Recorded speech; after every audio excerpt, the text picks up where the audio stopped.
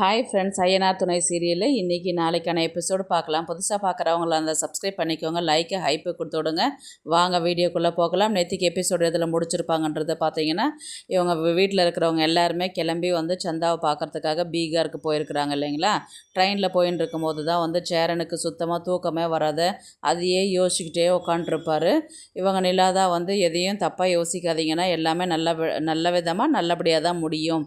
எதையும் யோசித்து மனசை போட்டு குழப்பிக்காதீங்க, வந்து தூங்குங்க, ஏன் இதையே யோசிச்சுட்டு இருக்கிறீங்க, எல்லாமே பாசிட்டிவாக நினைங்க, பாசிட்டிவாகவே முடியும் அப்படின்னு சொல்லிட்டு தான் நிலா வந்து சொல்லிகிட்டு இருப்பாங்க. உடனே சோழன் தூங்கிட்டு இருக்கும்போது எழுந்து பார்ப்பாங்க, நிலா இல்லைன்னு சொல்லிட்டு உடனே வந்து ஐயோ நிலாவை காணமே அப்படின்னு சொல்லிட்டு இறங்கி கீழே வருவார்.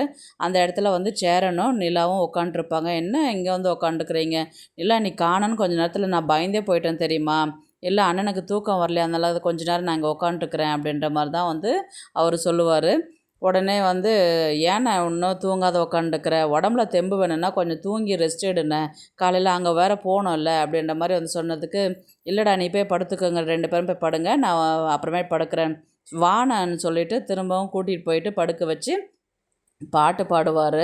உடனே வந்து பல்லவன் எழுந்துட்டு, ஆனால் ஏன்னா நான் பாட்டும் பேசிகிட்டு இருக்கிறேன், தேவையில்லாத வேலைலாம் பண்ணிகிட்டு இருக்கிறீங்க அப்படின்ற மாதிரி தான் வந்து சொல்லுவாங்க. என்னடா தேவையில்லாத வேலை, நான் பாட்டு பாடின்னு இருக்கிறேன், நான் அண்ணனை தூங்க வச்சுட்டு இருக்கிறேன், ஐயோ ஏன் தூக்கம் போதுன்னு அப்படின்னு வாய் முடின்னு கம்முன்னு படுறா அப்படின்னு சொன்னதுக்கு உடனே நிலா தான் வந்து பாட்டெல்லாம் பாட வேணாம் விடுங்க அப்படின் போது, இல்லை நான் பாடுவேன்னு சொல்லிட்டு திரும்ப பாடி அவரை வந்து தூங்க வைப்பார். அவரும் தூங்கிட்டன்ற மாதிரி அவரும் ஆக்ஷன் பண்ணுவார். அதுக்கப்புறம் இவங்க எல்லாருமே எழுந்து போய் படுத்துருவாங்க. மறுபடியும் இவர் கண்ணை முழிச்சு பார்த்துன்னு அது எதையோ ஒரு யோசிச்சுக்கிட்டே தான் வருவார். அதுக்கப்புறம் வந்து பார்த்திங்கன்னா காரில் இறங்கி போயின்னு இருப்பாங்க.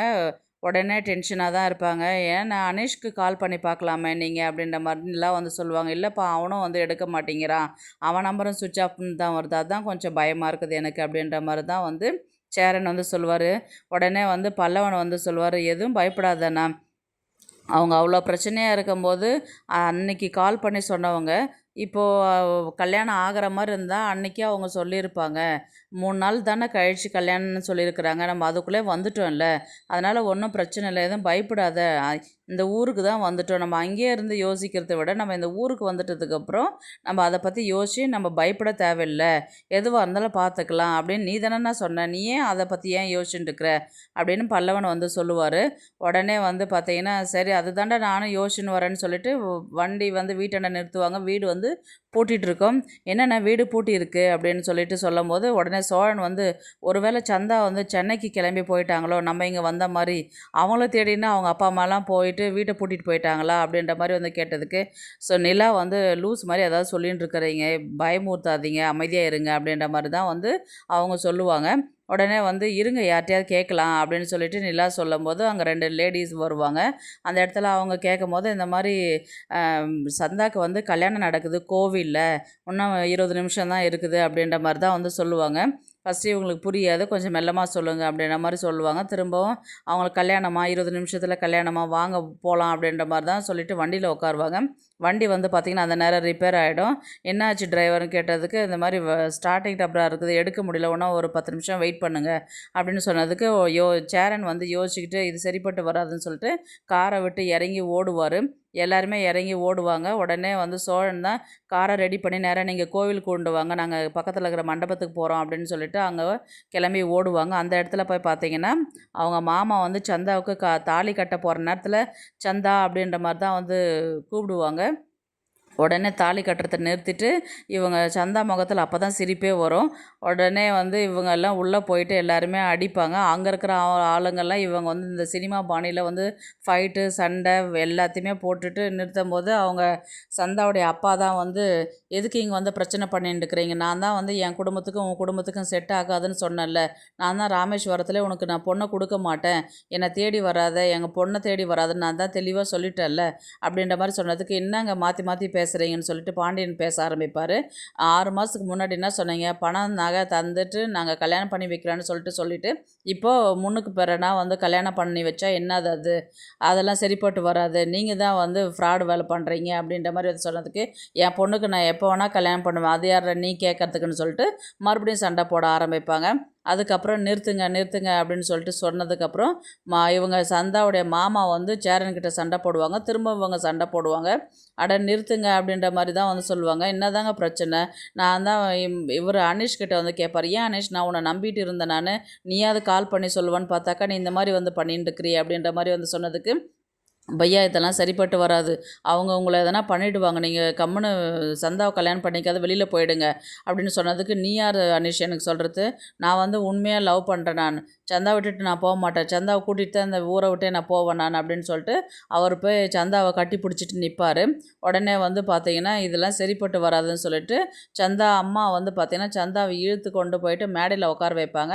சந்தா மாமா கிட்ட தாலி கொடுத்து கட்டு அப்படின்ற மாதிரி வந்து சொன்னதுக்கு இவர் என்ன பண்ணுவார், அங்கேருந்து ஓடி போயிட்டு சந்தா மாமாவை அடித்து போட்டுட்டு சந்தாவை மறுபடியும் எழுப்பி நிற்க வச்சு அவங்க கட்டி பிடிச்சிக்கிட்டு, இனி வந்து சந்தா விஷயத்தில் தலையிடாதீங்க, சந்தா இல்லாத நான் போக மாட்டேன் அப்படின்ற மாதிரி தான் வந்து சொல்லுவாங்க.